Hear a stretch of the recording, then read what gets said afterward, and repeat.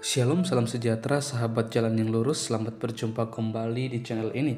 Saya berharap dan selalu berdoa kiranya kita semua tetap dalam keadaan baik, dalam keadaan sehat, dan pastinya tetap di dalam perlindungan Tuhan. Sahabat yang terkasih, di kesempatan kali ini kembali lagi kita akan bersama-sama akan melihat bagaimana teman-teman para apologet Kristen, para hamba-hamba Tuhan akan mengobrak-abrik setiap narasi dan tuduhan liar dari seorang Ustadz Suma, yang dimana Ustadz Suma sudah menetapkan dirinya sebagai seorang ahli Alkitab. Entah bagaimana dan siapa yang menetapkan dan siapa yang menthabiskan si Ustadz Suma ini sehingga dia bisa memberanikan dirinya mengatakan demikian seperti itu. Padahal kalau kita melihat setiap narasinya yang berkaitan dengan firman Tuhan, semua itu omong kosong belaka. Maka dari itu, tanpa berlama-lama, mari langsung saja kita simak videonya. Selamat menyaksikan, Tuhan Yesus memberkati. 13 nomor 50, semua penjahat akan dilemparkan ke dalam neraka. Nah, Yesus mengatakan engkau adalah pembuat kejahatan. Siapa pembuat kejahatan ini? Yang memanggil Yesus dengan panggilan Tuhan. Siapa yang memanggil Yesus dengan panggilan Tuhan? Ya Kristen. Kristen yang memanggil Yesus dengan panggilan Tuhan. Maka Yesus mengatakan kalian semua adalah pembuat kejahatan. Kemana dilemparkan pembuat kejahatan ini? Baca Matius 13 nomor 50. Pembuat kejahatan semuanya akan dilempar ke neraka. Markus 9 nomor 49. Semua orang akan dilemparkan ke dalam api neraka. Ingat Galatia 2 nomor 14 ya. Galatia 2 nomor 14. Di situ dikatakan Kristen itu memang sebutan kafir. Yehezkiel 44 nomor 9, orang yang tidak bersunat pun tidak boleh masuk ke dalam bait suci karena mereka najis, mereka dianggap hidup secara kafir. Nah, bagaimana mungkin kemudian saudara bisa masuk ke dalam surga kalau Anda disebut oleh kitab sendiri sebagai orang yang kafir? Orang kafir itu diantaranya tidak bersunat. Orang-orang kafir jangankan masuk surga, masuk ke dalam bait suci aja nggak boleh. Yehezkiel 44 nomor 9, nggak boleh masuk ke rumah ibadah. Rumah ibadahnya orang Yahudi, orang yang tidak bersunat, karena mereka adalah orang kafir. Lalu kemudian saudara Mose mengatakan kudus itu bukan suci. Aduh, belajar dulu bang, saya nggak enak kalau Anda mengatakan kudus itu bukan suci. Belajar dulu. Silakan Dinda Nathan. Terima kasih Guru Dajuma, Masya Allah. Barakallahu fikum. Kak Ica, mohon dibesarkan layar saya karena saya tidak mau berasumsi seperti teman-teman dari saudara kita Kristen ya. Berasumsi terus, Mojat tadi berasumsi.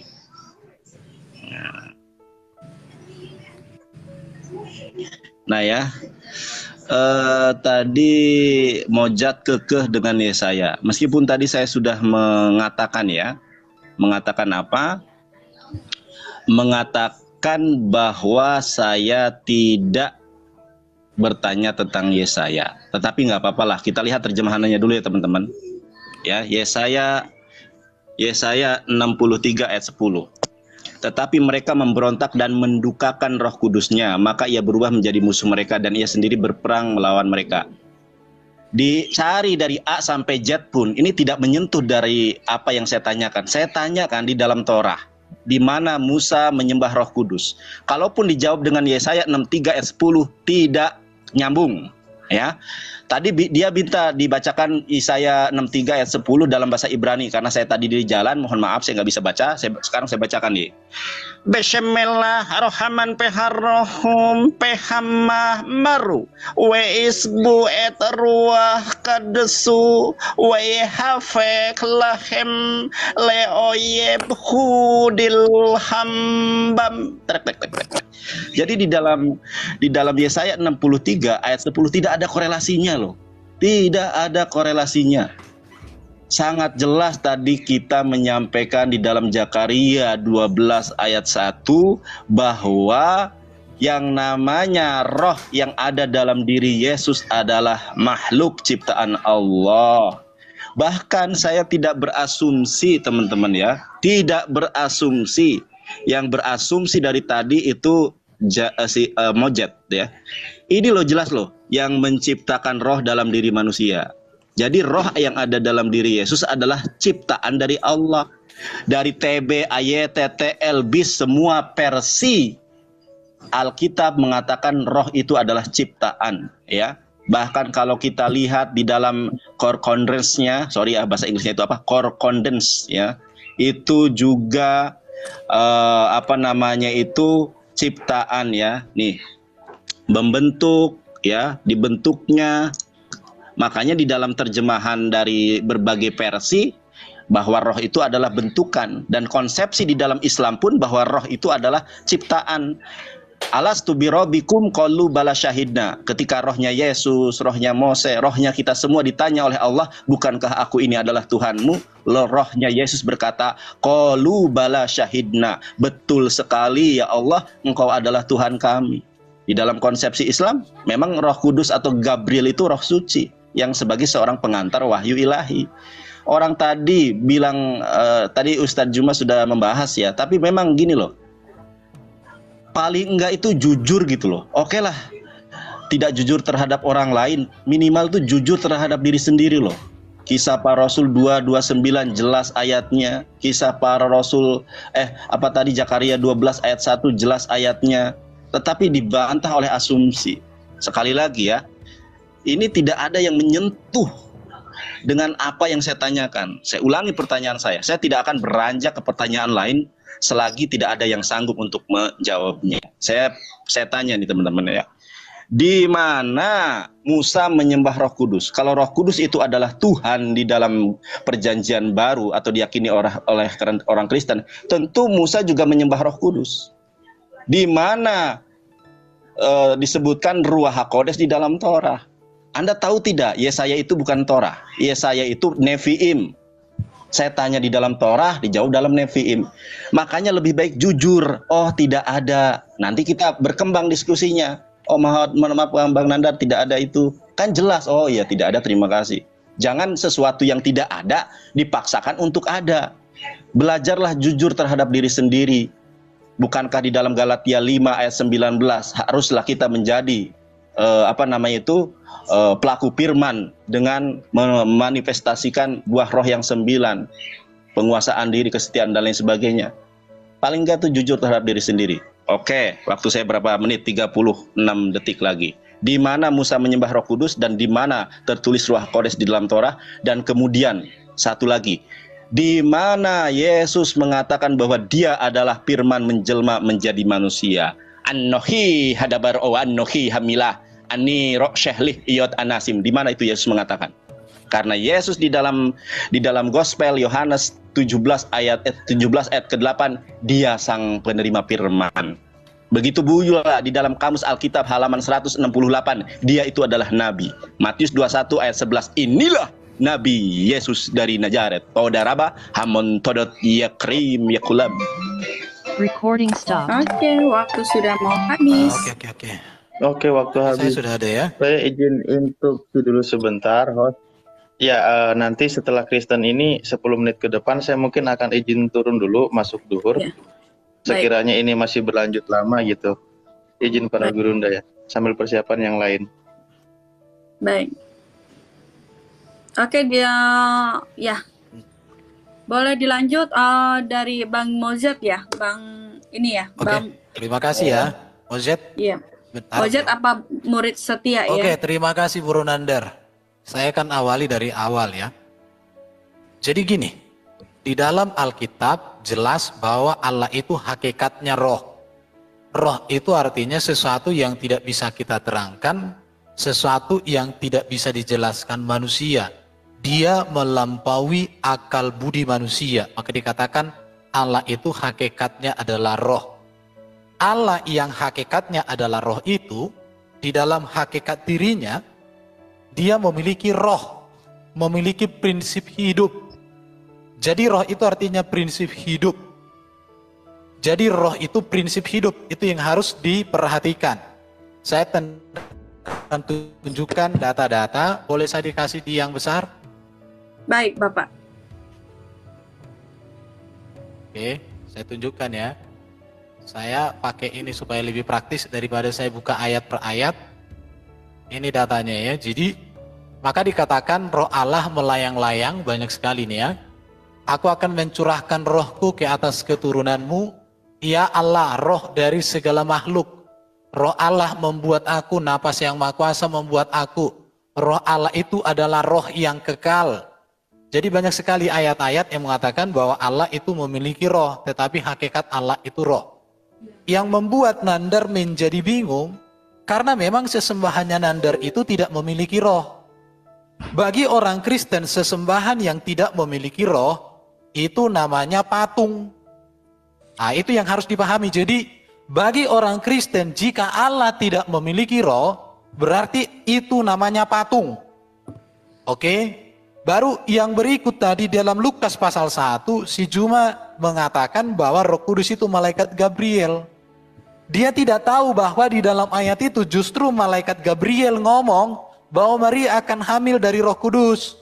Kalau memang Gabriel adalah Roh Kudus, maka seharusnya Gabriel itu ngomong, aku akan menghamilimu Maria. Tetapi di dalam ayat itu dikatakan Roh Tuhan akan turun atasmu, maka engkau akan mengandung. Artinya bahwa Gabriel itu bukan Roh Kudus. Memang malaikat itu makhluk roh. Nah, di sini yang harus dipahami. Jadi Bro Juma tadi tidak cerdas membaca Lukas pasal 1. Pertanyaan yang kedua, Nandar bertanya, di mana Yesus mengaku aku adalah firman? Nandar, kamu harus tahu sejarah gereja, sejarah Kristen. Alkitab kami itu ditulis, perhatikan ya, Alkitab kami itu ditulis setelah Yesus terangkat ke surga. Maka ajaran iman Kristen itu tidak dibangun lagi dari A-I-U-E-nya Yesus. Alkitab itu dicatat. Pertanyaan Nandar ini artinya menunjukkan bahwa Nandar tidak mengerti sejarah penulisan Alkitab. Tetapi apa yang dituliskan oleh para rasulnya menjelaskan bahwa Yesus firman. Firman itu menjadi manusia. Itu ada di dalam Yohanes pasal 1. Kalau memang Nandar tidak setuju atau ibaratnya menurut Nandar bahwa firman menjadi manusia itu adalah ajaran yang salah, mengapa Allah Subhanahu wa taala meralat itu 700 tahun kemudian? Nah, ini yang harus kamu pikirkan. Bahkan juga di dalam syahadat Islam, di dalam Sahih Muslim 41 dikatakan bahwa Isa yang dianggap Muslim sama dengan Yesus itu adalah kalam Allah dan ruh Allah yang diletakkan. Bukan ditiupkan tapi diletakkan kepada Maryam. Bahkan di dalam syahadat itu dikatakan di situ ada nama Nabi Isa. Saya nggak tahu juga si Nandar sama Juma ini kenapa syahadat yang diajarkan oleh Nabi Muhammad kalian potong. Apakah syahadat itu menjadi tidak berkualitas sehingga harus diubah oleh umat muslim di masa kini? Itu yang harus kalian pahami. Silakan Ali Furu. Jadi tidak ada Yesus mengatakan aku adalah firman, tetapi Yesus juga tidak pernah mengatakan aku bukan firman. Kalau begitu berarti orang Kristen juga berpedoman kepada Alkitab. Dan juga di dalam Al-Quran tidak ada Isa mengatakan bahwa Yesus bukan firman. Justru menegaskan bahwa Isa yang dianggap Muslim sebagai Yesus itu adalah kalam, yaitu firman Allah itu sendiri. Saya tidak tahu dan dari ini apakah kamu ahli sunnah wal jamaah atau mutajilah. Kalau mutajilah mengatakan firman itu ciptaan, tapi kalau ahli sunnah mengatakan firman itu bukan ciptaan, artinya pencipta. Apakah pencipta itu ciptaan? Nandar bingung sendiri toh. Silakan. Oke, saya langsung aja ya Pak Alif, Ustadz Alif. Jadi memang kita kalau berdiskusi dengan teman-teman Muslim itu seperti kita berdiskusi dengan kijang. Dari awal temanya Roh Kudus, ini sudah lari ke firman lah, udah lari ke Yesus bukan Tuhan lah. Jadi memang sudah sangat jelas mereka tidak bisa membantah narasi-narasi saya dari tadi, dalil-dalil yang mengatakan, awalnya mengatakan Bang Suma dan Nandar, saya ingat di dalam perjanjian lama tidak ada Roh Kudus, itu hanya dari Paulus. Saya pas bawa perjanjian lama, Nandar bilang di Taurat. Saya sudah kasih Taurat, Nandar bilang belum dibaca. Lalu dari tadi Kejadian 6 ayat 3 itu Taurat bukan. Ayat-ayat yang aku berikan Nandar. Kejadian 49 ayat 6 dari kitab pertama aja. Kejadian 1 ayat 2. Roh Allah. Lalu kalau Roh Allah itu bukan Roh Kudus, berarti Allah nggak kudus. Lah, tadi Bang Suma juga sangat jelas saya mengatakan tadi di Yesaya 63:10, Bang Suma bilang itu bukan Roh Kudus, itu Roh Suci. Bang Suma sendiri mengatakan itu bukan Roh Kudus tapi Roh Suci. Sekarang malah Bang Suma bertanya, Ustaz, suci itu sama dengan kudus. Padahal tadi Suma sendiri mengatakan suci bukan kudus. di awal. Tapi sekarang balik lagi Suma mengatakan suci itu kudus, malah menyalahkan saya, padahal Suma sendiri yang awalnya membantah. Jadi sudah sangat jelas kalian tidak bisa membantah narasi-narasi kita perjanjian lama bahwa Roh Kudus telah disembah oleh para nabi. Musa menyembah YHWH itu, ya dimaksud YHWH itu bukan cat, bukan batu atau bakpao, tetapi YHWH adalah Allah yang berfirman, dan di dalam Allah ada roh, yang tadi PR menjelaskan. Jadi mau berpolemik sampai dimanapun, bolak-balik, Anda tidak bisa membantah ayat-ayat yang kami berikan. Anda hanya menarasikan, lalu Anda lari ke ketuhanan Yesus. Menarasikan, jadi lompat-lompat. Tidak toh dalam satu tema, yaitu Roh Kudus dalam perjanjian lama. Jadi tidak usah saling menipu diri di sini. Yang menipu diri itu kalian, Nandar. Di dalam Anda baca tadi Yesaya, Anda hanya baca, Anda tidak artikan arti satu-satu. Anda cuma baca teteretet, lalu dayang-dayang Anda dibawakan, memang mereka umni juga, jadi mereka tidak paham. Kan sudah di situ sudah sangat jelas ayatnya. Saya baca ulang. Fehema, dan mereka maru, memberontak. Fetsefu, dan mereka mendukakan. Pada ruak, roh, katso, kudus. Mau Anda ubah itu suci, kudus, apa intinya itu roh kudusnya. Kalau kudus saja kados, tapi ada imbuannya. Jadi roh kudusnya siapa? Roh kudusnya Tuhan, roh kudusnya Allah, roh kudusnya Yahweh. Jadi Anda coba baca, Anda teteretet, apa teteretet, baca. Anda sendiri membaca, Anda tidak tafsirkan satu persatu. Katso, kalau Anda berani, Anda buka sekarang, Anda buka kata katsonya, lalu Anda terjemahkan dengan translate interlinear, buktikan kepada dayang-dayang Anda di bawah, yang dimaksud kata itu apa? Roh Kudusnya Tuhan atau siapa? Tidak usah berpolemikus, saya tadi hanya berpatokan kepada tema Roh Kudus dalam perjanjian lama. Anda lompat-lompat, firman jadi manusia, Tuhan Yesus mengatakan, lalu Bang Suma mengatakan bahwa dalam Matius 13, Yesus mengatakan bukan orang memanggil-manggilku Tuhan, Tuhan, tetapi mereka melakukan kehendak Bapa. Anda tahu nggak apa itu kehendak Bapa? Kehendak Bapa bukan menyembah Allah SWT. Kehendak Bapa itu ada di dalam Yohanes 6:40. Yesus mengatakan dengan jelas, inilah kehendak Bapakku, yaitu jikalau setiap orang yang melihat anak dan percaya kepada anak akan diselamatkan, dan akan kubangkitkan dia pada akhir zaman. Jadi kehendak Bapa itu melihat Yesus dan percaya bahwa Yesus adalah Sang Mesias itu. Siapakah Sang Mesias itu? Dalam Yesaya 63 ayat 9 sudah jelas. Aku sendiri, Yahweh sendiri yang akan datang menjadi Mesias bagi umat manusia. Bukan seorang duta, bukan seorang utusan, bukan seorang nabi atau siapapun. Tetapi aku sendirilah yang akan memegang mereka. Karena aku telah memegang mereka dari apa? Sejak zaman purbakala. Sejak kejatuhan manusia di dalam dosa, Tuhan tetap memegang mereka. Tuhan tetap menjadi juru selamat mereka. Dan Yesus mengatakan dengan jelas, Yohanes 6 ayat 40, inilah kehendak Bapakku, yaitu jikalau barang setiap orang yang melihat anak menjadi percaya, maka dia akan diselamatkan. Dan aku nih Yesus akan membangkitkannya pada akhir zaman. Jadi kehendak Bapa itu bukan menyembah Allah SWT atau menyembah Muhammad, tetapi kehendak Bapa jelas melihat Yesus dan percaya bahwa Yesuslah Tuhan dan Juru Selamat kita. Jadi itu narasinya sangat jelas, tidak usah berpolemikus di sini. Silakan dilanjut.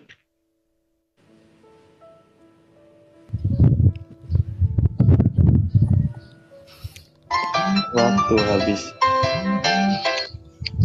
Oke, host, Gurunda, guru-guruku, saya izin dibawa dulu ya, tadi sudah izin. Semoga ada yang lain yang gantikan. Terima kasih, insya Allah nanti kembali lagi. Selamat siang, Assalamualaikum. Oke, Dinda Alif, makasih. Waalaikumsalam warahmatullahi wabarakatuh.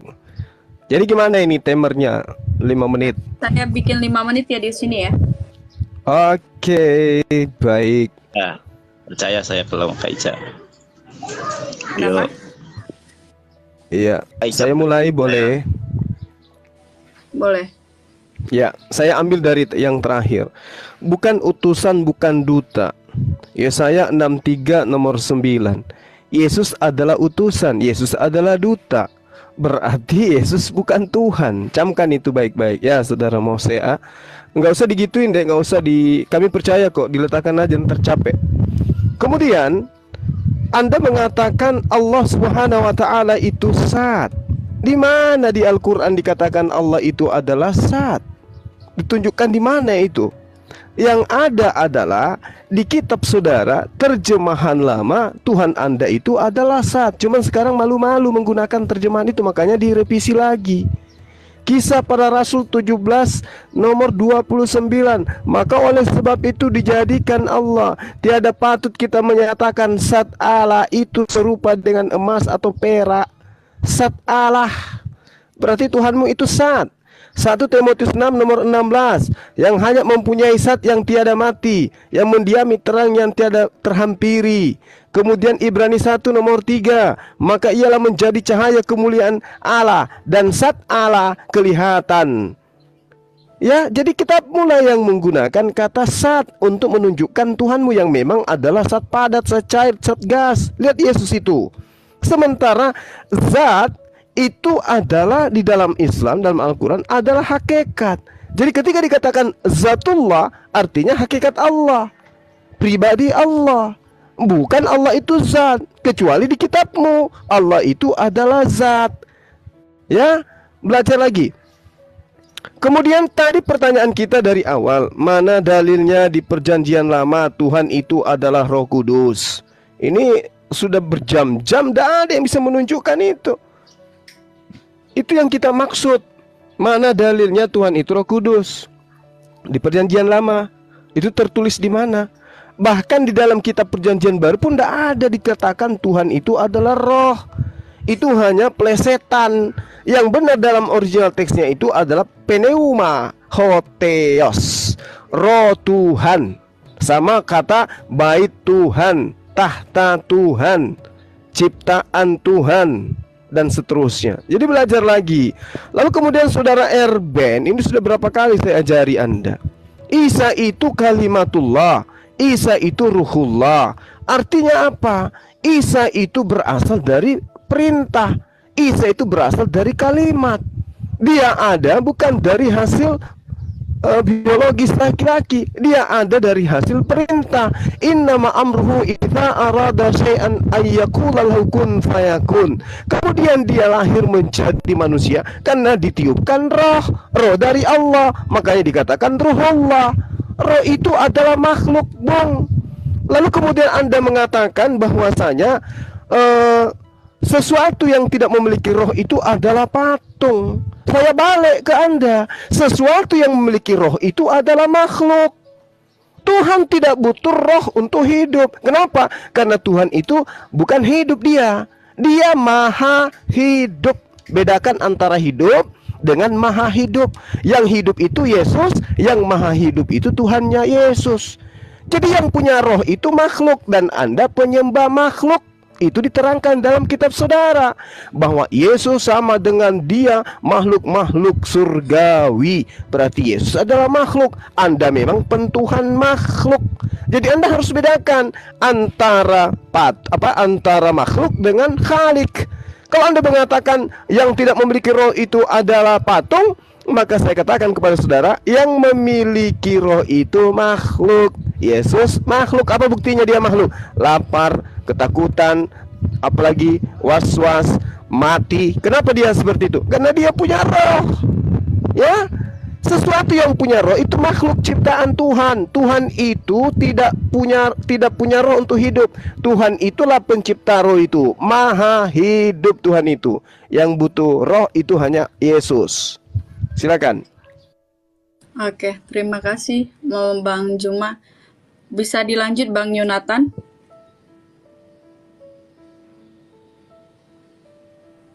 Mohon layar saya dibesarin dong. Terus kalau timernya nggak usah diangkat gitu, saya percayakan sama Kak Ica gitu loh. Biar nggak capek, nggak pegel tangannya. Ya, iya, nggak usah ditunjukkan, kami percaya kok. Thank you, terima kasih. Oke ya. Ya, saya terima kasih Kak Ica. Sudah ada waktunya, sudah dimulai atau belum? Sudah. Kalau sudah saya akan berbicara. Iya, terima kasih ya. Jadi begini teman-teman ya.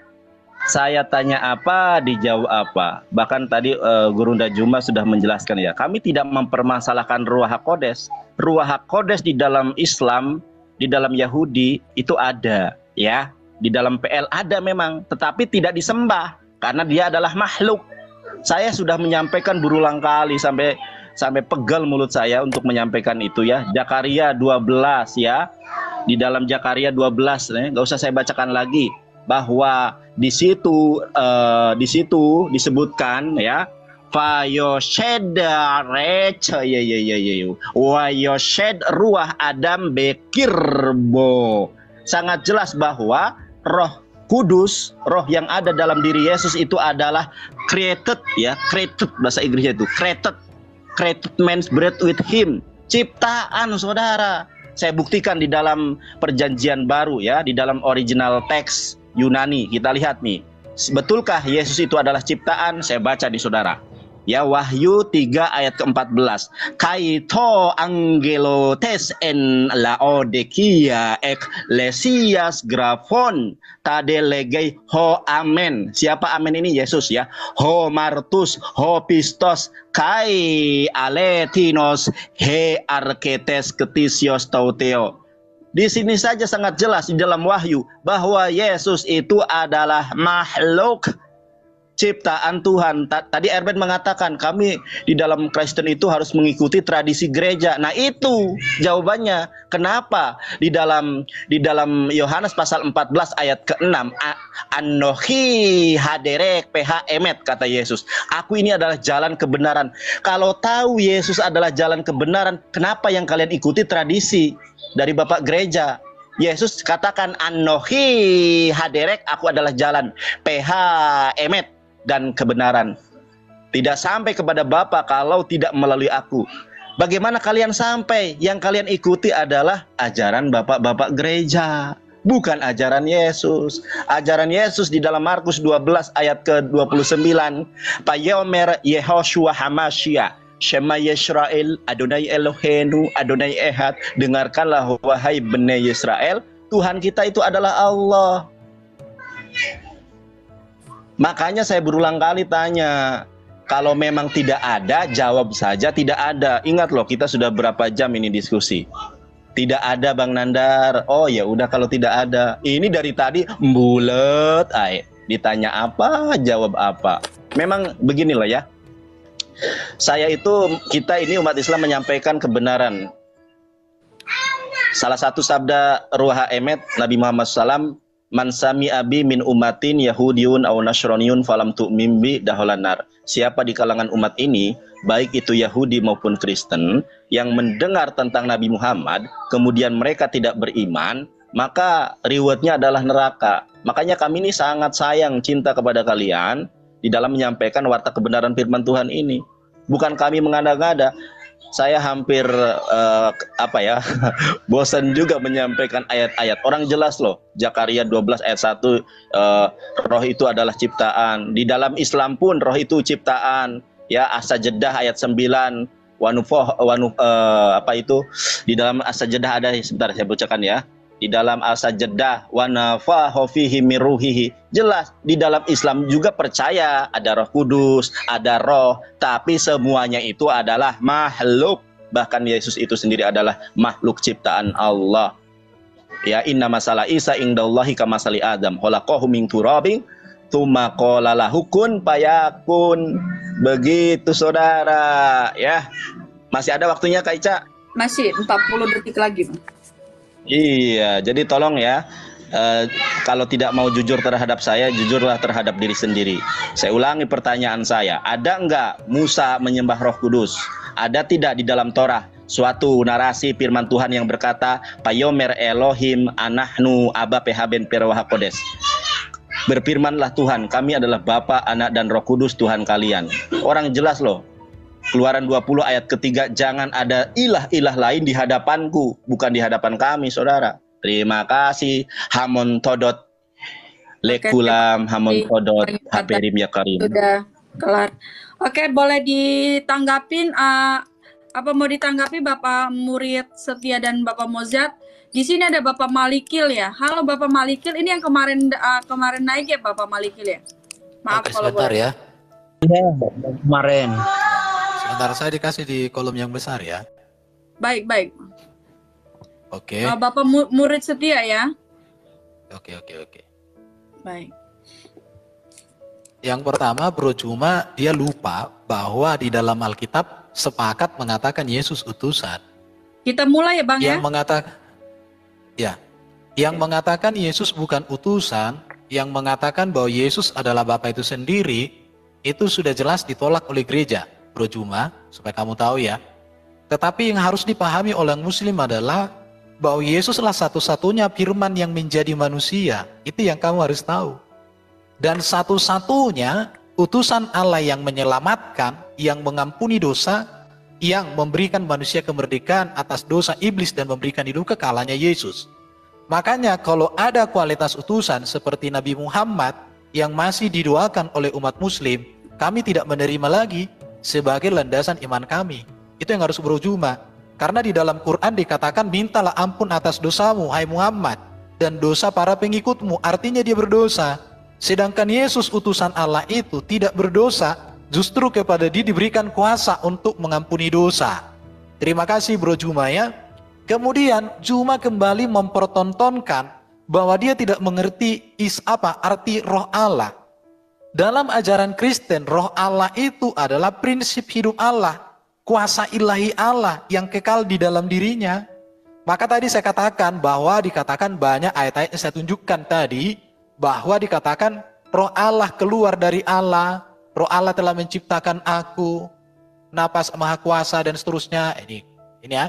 Ini saya sudah tunjukkan data-datanya ini. Cuman ya, tergantung bagaimana kalian menerima data. Ini ya. Semua ada data-datanya. Baru tadi Bro Juma katakan Isa kalimat. Kalimat itu lihat ya. Kalau di dalam An-Nisa 171 jelas dikatakan di sini bahwa Isa Al-Masih itu adalah kalimatnya dan ruh darinya. Tidak ada di sini kata diciptakan.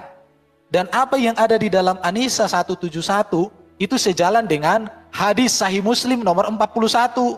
Dan itu sejalan dengan hadis Sahih Bukhari 3180. Tetapi kemudian di dalam terjemahan Quran ditambahkan tanda kurung. Tetapi tanda kurung di dalam Quran itu dengan ditiupkan, dengan diciptakan itu tidak ada dalam bahasa Arabnya. Saya tidak tahu ya, kenapa orang muslim ini mau menambahi ayat-ayat sucinya. Apakah mereka tidak pede lagi bahwa Allah yang mereka sembah punya firman yang lengkap, detail, dan teliti? Apakah Allah kurang teliti sehingga para orang muslim penerjemah itu menambahi tanda kurung di sini? Kalau tanda kurung di dalam An-Nisa 171 dihapus, tanda kurungnya ya, dalam terjemahan Indonesia, itu sejalan dengan Sahih Muslim nomor 41. Muslim, perhatikan ini ya. Di sini kalimat syahadat orang Islam itu panjang loh ya. Jadi bukan la ilaha illallah Muhammad Rasulullah, bukan begitu. Ini sebenarnya yang diajarkan oleh Nabi Muhammad. Perhatikan, saya bacakan ya. Supaya orang-orang muslim di seluruh dunia tahu tentang kalimat syahadatnya. Supaya kalian jangan memotong kalimat syahadat yang sudah diteladankan oleh Nabi kalian. Rasulullah Muhammad telah bersabda, perhatikan, barang siapa mengucapkan dua kalimat syahadat, yaitu tiada Tuhan yang berhak disembah selain Allah semata, tiada sekutu baginya, dan bahwa Muhammad hamba dan rasulnya. Kalimat berikut perhatikan, bersaksi bahwa Nabi Isa yang dianggap mereka Yesus adalah hamba Allah, anak hambanya, dan kalimah Allah. Perhatikan ya, di sini dikatakan kalimah Allah. Kalimah itu bukan ciptaan. Yang dia berikan, bukan dia ciptakan di sini ya, tapi yang dia letakkan. Perhatikan di sini, dia letakkan.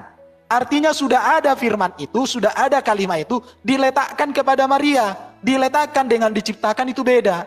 Kalau diciptakan belum ada jadi ada. Kalau diletakkan sesuatu yang ada menjadi sesuatu yang ada. Beda posisi, beda tempat. Dan ruh darinya, perhatikan ya. Jadi ruh dari Allah itu apakah? Itu malaikat. Menurut saya tidak. Masa ruh dari Allah adalah malaikat? Malaikat sudah diciptakan jauh sebelumnya. Oke, dan ini sejalan dengan Sahih Muslim 3180. Dikatakan di sini ya, perhatikan teman-teman muslim ya. Nabi Muhammad SAW bersabda, perhatikan di sini ya. Barang siapa yang bersaksi bahwa tiada Allah sesembahan yang berhak kecuali Allah satu-satunya dengan tidak menyekutukannya, dan bahwa Muhammad adalah hambanya dan utusannya. Bersaksi, perhatikan di sini ya, bahwa Isa yang kalian anggap Yesus adalah hamba Allah, utusan Allah, dan firman-Nya yang Allah berikan kepada Maryam dan ruh darinya. Jadi terjemahan Quran dalam bahasa Indonesia ada tanda kurung. Tanda kurung itu tidak ada dalam teks Arabnya. Kalau kalian tidak percaya silakan lihat di sini di Quran sendiri. Ada di Quran.com Anisa 171. Saya cari-cari di sini tidak ada kata ditiupkan, tidak ada kata diciptakan. Artinya di sini orang-orang Muslim sudah tidak pede dengan kitab sucinya lagi, maka ditambahi dan dikeluarkan. Oke, terima kasih. Oke, terima kasih Bang. Kita mulai lagi ya. Karena sini Pak Malikil sudah naik, jadi nanti Pak Malikil sama Pak Erben saja. Tapi saya terakhir ini tadi kan si Nandar menanggapi narasi saya, jadi saya mempertanggungjawabkan narasi saya saja yang ditanggapi oleh Nandar. Setelah itu saya turun, nanti biar Pak Malikil dan Pak Erben aja, karena biar 2 lawan 2 gitu. Jadi saya diberikan waktu 5 menit untuk Bang Juma ya. Boleh ya Bang Juma? mempertanggungjawabkan saja. Boleh, silakan. Makanya kami tadi kan menyampaikan cari yang paling cerdas. Kita uji satu persatu ya. Tadi sudah berapa orang yang bergiliran, tapi kami pendebat Muslim Tapi tetap yang konsisten. datang ini emang cerdas.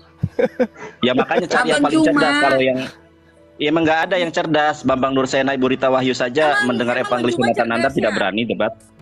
Jangan sombong. Lanjut aja. Ya, jadi saya mempertanggungjawabkan ya, biar enak, biar saya post juga. Jadi saya langsung aja. Oke, jadi tadi Nandar mengatakan tidak ada loh. Dari tadi kita baca ayat dan data itu apa? Kalau Nandar masih ngotot lagi, saya lagi baca Taurat lagi. Keluaran 31 ayat 1-3. Berfirmanlah Tuhan kepada Musa, lihat telah kutunjuk Besalel bin Uri bin Hur dari suku Yehuda dan telah kupenuhi dia dengan roh Allah. Jadi ini si siapa ini? Ayatnya di mana bro? Biar ketunjukkan bro. Ayatnya di mana? Keluaran 31 ayat 3 Pak. Ayat 1-3. Jadi di sini jelas bahwa aku ditaruh yang besar biar sekaligus dijelaskan atau tunjukkan. Iya. Ditaruh ayat 3 Pak Erben. Jadi jelas bahwa si Besalel ini dia sudah punya roh, yang Nandar tinggal keluar sudah punya roh, tetapi Tuhan menaruh roh Tuhan lagi. Jadi Nandar mau mengatakan bahwa dia adalah manusia yang mempunyai 2 roh, kan tidak mungkin. Jelas bahwa dia yang sudah punya roh, Tuhan turunkan lagi, penuhikan dia lagi dengan apa? Roh Allah sendiri. Dan roh Allah itu apa? Nandar mengatakan bahwa roh Allah itu ciptaan-ciptaan. Kita lihat aja apa tuh roh Allah yang dimaksud di Keluaran 31 ayat 3 ini. Di dalam kitab Yesaya jelas dikatakan. Kitab Yesaya, bentar, Yesaya 11 ayat 2 Pak. Yesaya 11 ayat 2 jelas roh Allah yang dimaksud di situ siapa? Yesaya 11 ayat 2. Saya bacakan. Sungguh Allah itu roh Tuhan akan ada padanya, roh hikmat dan pengertian, roh nasihat dan keperkasaan, roh pengenalan dan takut akan Tuhan. Jadi roh Tuhan bukan roh yang Tuhan ciptakan, roh Tuhan. Kalau masih mau tinggal ngontot bahwa itu roh diciptakan, loh dia sudah punya roh. Lalu Tuhan kasih roh lagi, jadi dia punya 2 roh, kan tidak mungkin, tidak masuk akal Bang Nandar. Jadi sudah sangat jelas bahwa narasi-narasi di dalam Taurat itu mengatakan Tuhan itu roh. Dan Musa menyembah Allah Abraham, Allah Ishak, Allah Yakub yang adalah roh itu. Lalu tadi Bang Suma mengatakan saat-saat di kitab terjemahan lama itu kitab terjemahan Selebes yang menerjemahkannya itu adalah Melayu Muslim dan hanya bukan kata zat, kata bait Allah aja diubahnya menjadi masjid di situ. Alkitab tahun 19 berapa itu terjemahan Selebes Pak. Makanya itu kan waktu penjajahan orang-orang belum pintar. Ya, jadi ketika para evangelis dari Jerman datang, yang bantu mereka menerjemahkan itu siapa Melayu ini nih, Muslim Melayu ini nih, aku lupa namanya, Ahmad siapa itu. Jadi dia menarasikan bahwa roh itu zat, lalu dia juga menuliskan bukan bait Allah, dia menuliskan masjid. Jadi sudah tahu bahwa itu salah. Jadi tidak usah lagi berpolemik di sini. Tuh Allah Abraham, Allah Ishak, Allah Yakub adalah Allah yang roh, bukan Allah yang zat, Allah yang menunjukkan dirinya. Tadi Bang Suma mengatakan sendiri bahwa ya Allah tuh Nandar ya atau Suma itu dia langsung menyatakan diri kepada Daud, ya emang dia menyatakan diri sendiri, bukan perantaraan Jibril.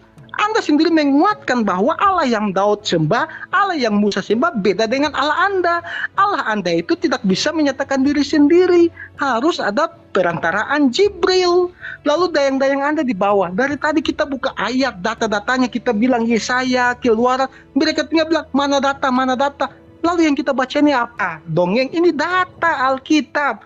Pantas negara ini masih sibuk demo-demo BBM karena kita bawa data, mereka bilang tidak ada data. Padahal ayat-ayat yang kita bawakan jelas. Jadi sudah sangat jelas ya bahwa narasi-narasi Anda tadi itu sudah dibantahkan sendiri oleh Alkitab. Ya mungkin itu aja pertanggungjawabkan dari saya. Sekalian ini langsung dilanjutkan oleh Pak Malikil dan Masih ada lanjut, Pak masih ada Ikan. waktu Pak, 58 detik Oke, lagi. saya tambahkan ya. Jadi gini ya, teman-teman, udah kau ambil waktunya. Jadi tadi Nandar mengatakan Yesus jalan kebenaran dan hidup. Tapi sayangnya Nandar tidak membaca ayat itu. Yesus mengatakan, aku jalan kebenaran dan hidup, tidak ada seorang pun yang sampai kepada Bapa kalau tidak melalui aku. Artinya Yesus memang bukan Bapa, tapi Yesus adalah firman-Nya Bapa yang Allah hadirkan menjadi manusia, supaya melalui Yesus kita dipastikan selamat masuk surga. Itu Bro Nandar, supaya kamu tahu di situ. Jadi kalau Yesus mati betul, kenapa Yesus mati? Karena memang Yesus manusia. Tetapi harus tahu, Yesus mati bukan karena dosa. Bukan seperti itu mati diracun oleh seorang wanita. Karena wanita itu suaminya dan orang tuanya dibunuh. Tidak seperti itu. Dan Yesus itu mati bukan karena ibaratnya memiliki perkawinan yang kacau. Atau karena mengawini budak, bukan. Tapi Yesus mati karena dia menyatakan dia anak Allah untuk mengampuni dosa, untuk Waktunya menyelamatkan. sudah habis Pak. Oke, terima kasih. Oke, terima kasih. Oke, kita kembali ke Bang Mailikil ya, sedikit ya. Sedikit. Loh kok kembali lagi dari pihak Muslim dulu dong? Kan tadi udah 2 orang. Oh iya iya, 2. Sorry Bang Nandar. Sorry. Maaf Gimana ya. sih saudara? Sorry, saya lupa. Saya turun ya, host ya. Terima kasih Aduh. semuanya. Ya. Enggak, saya dengan Kenapa Guru Malikil pada lari beda semua pemahaman, ini, bro. guys? Kami tidak mau di sini. Kalau enggak kalian 2 aja sama saya. Gak apa-apa, Lai aman. Udah lanjut aja, Lai aman. Lanjut. Gak apa-apa, Lai aman. Iya, jadi Erben ini Tritunggal, Herdi Wanes. Tadi sudah nyindir-nyindir Herdi sebenarnya. Itulah ya, konsep ketuhanan di dalam Kristen itu berantem loh. Sesama pendebat Kristen tentang ketuhanan. Kalian juga masalah firman masih berantem. Kami masih berantem argumen. Kalian berantem bawa pedang bunuh-bunuhan. Lanjut, Lai. Gak masalah. Lanjut.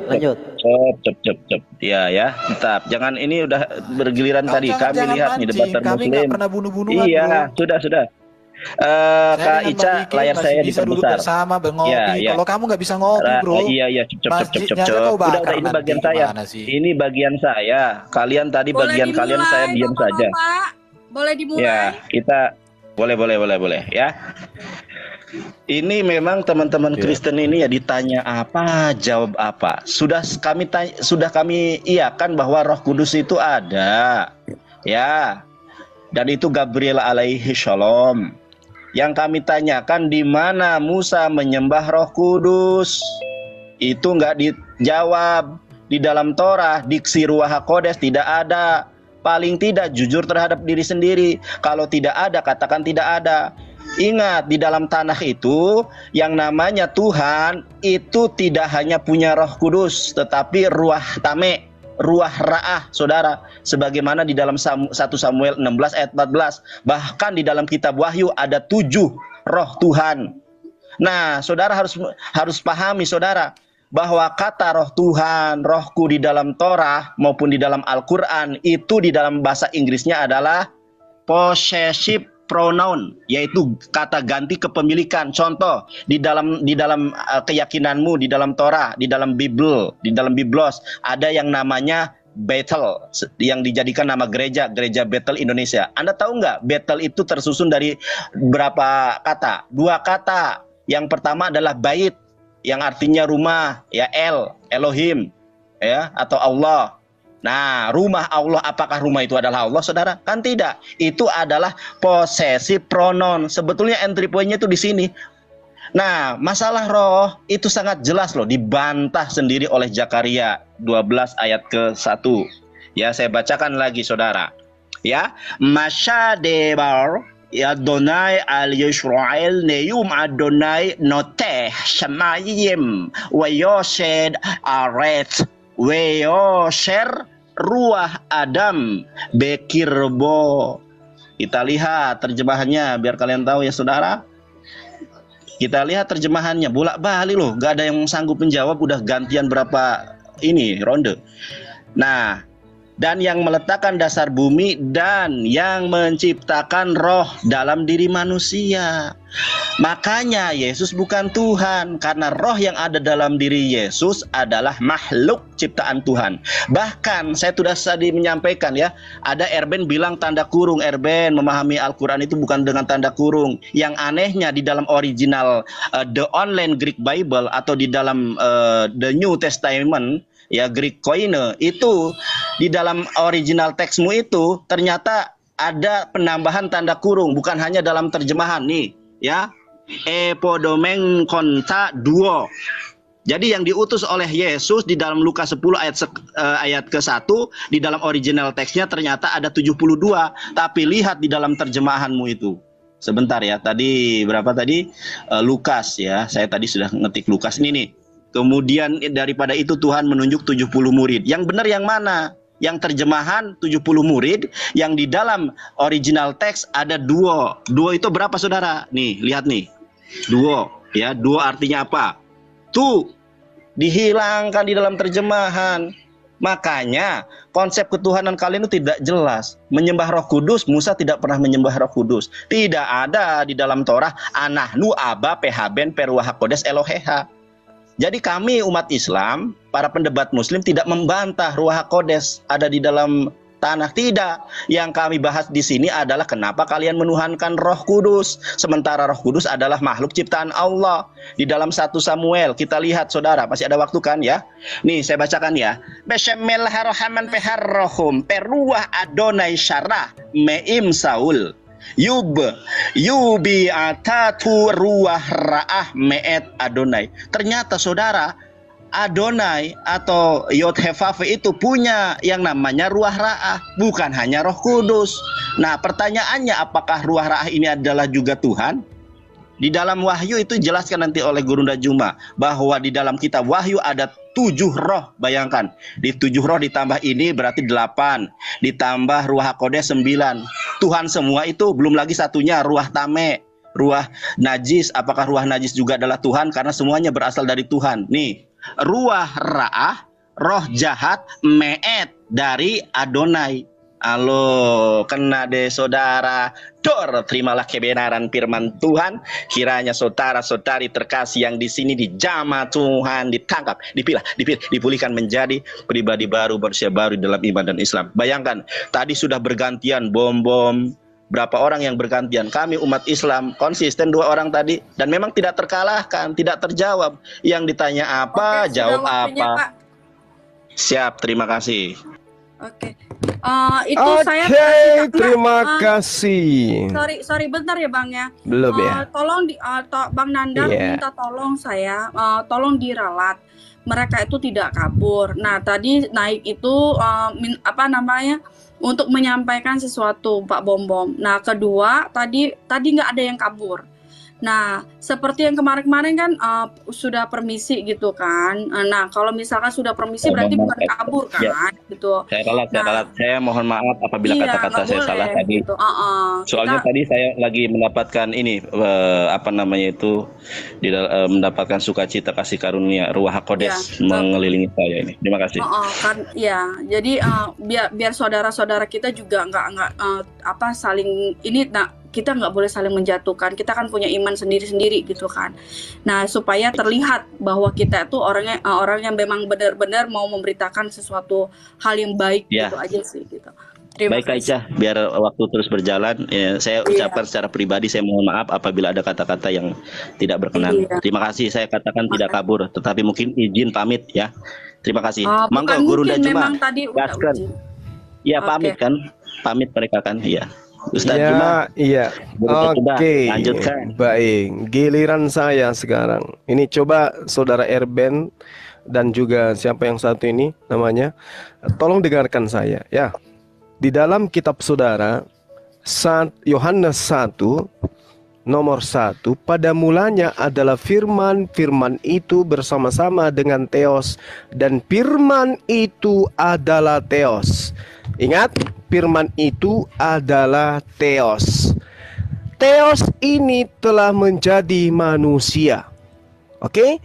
Berarti firman tadi menjadi manusia. Kalau betul Yesus itu adalah firman yang menjadi manusia, maka di dalam Yohanes 8 nomor 42 ini gugur dengan sendirinya. Yohanes 8 nomor 42, Yesus yang adalah Theos berkata, "Aku datang bukan atas kehendakku sendiri." Berarti yang menjadi daging ini bukan sang firman. Kalau sang firman yang menjadi sang aku, maka aku akan mengatakan, aku datang atas kehendakku sendiri. Kenapa? Karena aku ini adalah sang firman yang menjadi manusia. Tapi ternyata yang menjadi manusia ini berkata, aku datang bukan atas kehendakku sendiri. Kalau saudara mengatakan Yesus satu-satunya yang menjadi manusia, sudah terbantahkan. Satu-satunya firman yang menjadi manusia, kata Anda, itu sudah terbantahkan. Kenapa? Yang menjadi daging ini bukan sang firman. Yang menjadi daging ini makhluk, ciptaan Tuhan. Sementara di dalam Mazmur 33 nomor 9 diterangkan, sebab Tuhan berfirman maka semuanya jadi. Sebelum Yesus menjadi manusia, Tuhan berfirman dulu. Kamu baca di dalam Lukas 1 nomor 29, Jibril datang sebagai pelayan Tuhan menyampaikan firman Tuhan kepada Maria, bahwa Maria, kamu akan hamil dan melahirkan seorang manusia bernama Yesus. Maka Yesus datang onyo-onyo tiba-tiba menjadi makhluk. Dia tidak pernah komunikasi dengan Tuhan sebelumnya, tiba-tiba menjadi manusia. Makanya dikatakan, aku datang bukan atas kehendakku sendiri. Berarti dia bukan Tuhan itu sendiri yang menjadi manusia.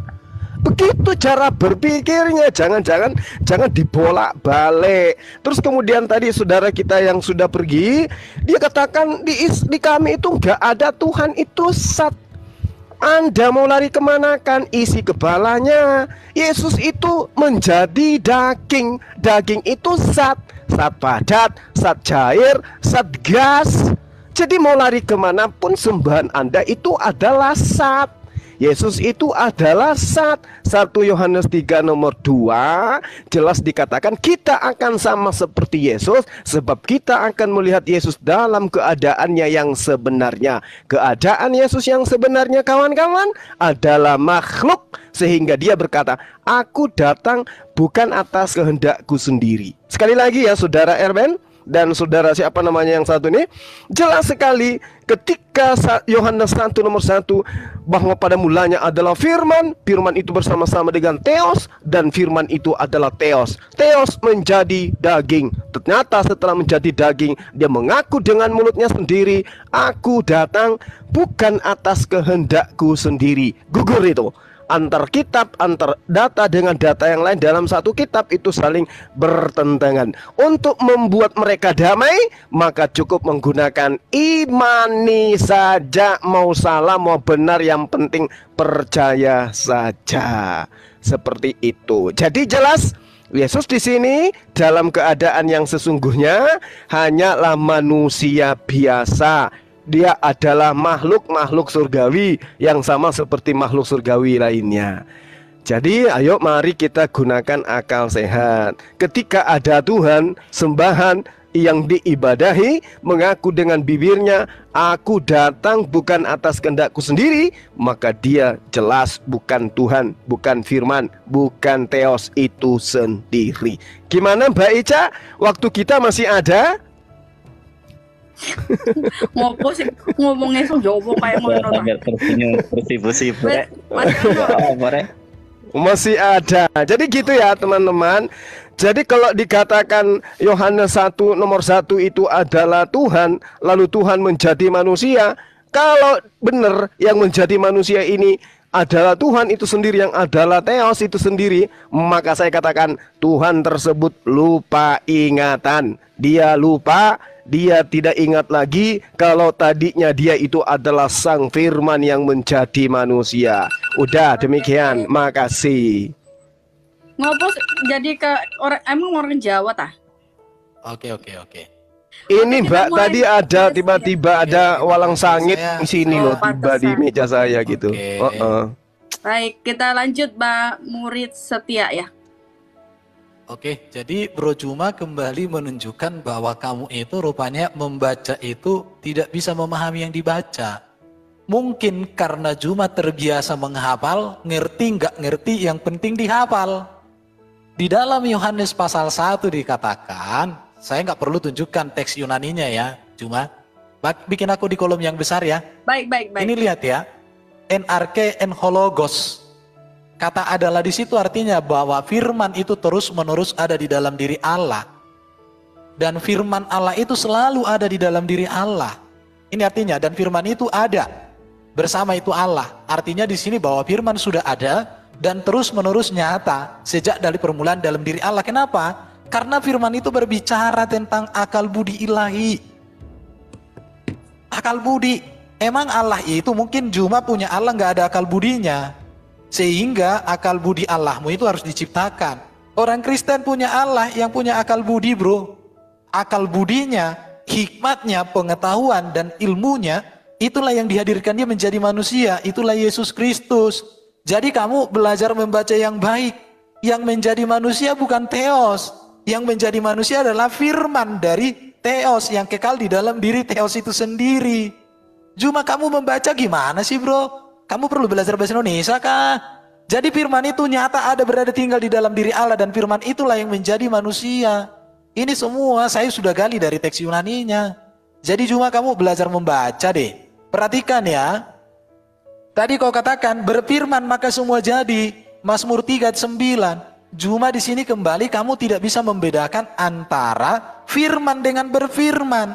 Kamu harus belajar bahasa Indonesia yang baik dan benar. Firman itu kata benda, berfirman itu kata kerja. Masa kau nggak bisa bedakan cangkul dengan mencangkul? Tidak bisa membedakan pikiran dengan berpikir? Aduh, kalau begitu baru Sinandar ini juga. Di sini dia di dalam Zakaria 12 ayat 1, ucapan ilahi firman Tuhan tentang Israel, demikianlah firman Tuhan yang membentangkan langit, yang meletakkan dasar bumi, dan yang menciptakan roh manusia dalam diri manusia. Memang roh manusia itu diciptakan, Nandar. Tapi Roh Kudus itu bukan diciptakan. Roh manusia artinya kehidupan manusia, prinsip hidup manusia. Sedangkan Roh Allah artinya prinsip hidup Allah. Jadi di sini Nandar ini saya kasih kelas gratis lah kamu Nandar ya. Ini perhatikan. Jadi Roh Allah, Roh manusia dengan Roh Kudus beda artinya. Roh Allah itu adalah prinsip hidup Allah yang ada di dalam diri Allah.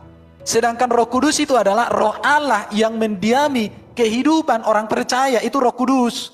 Jadi roh Allah itu mendiami, diutus oleh Allah mendiami orang Kristen. Itu baru.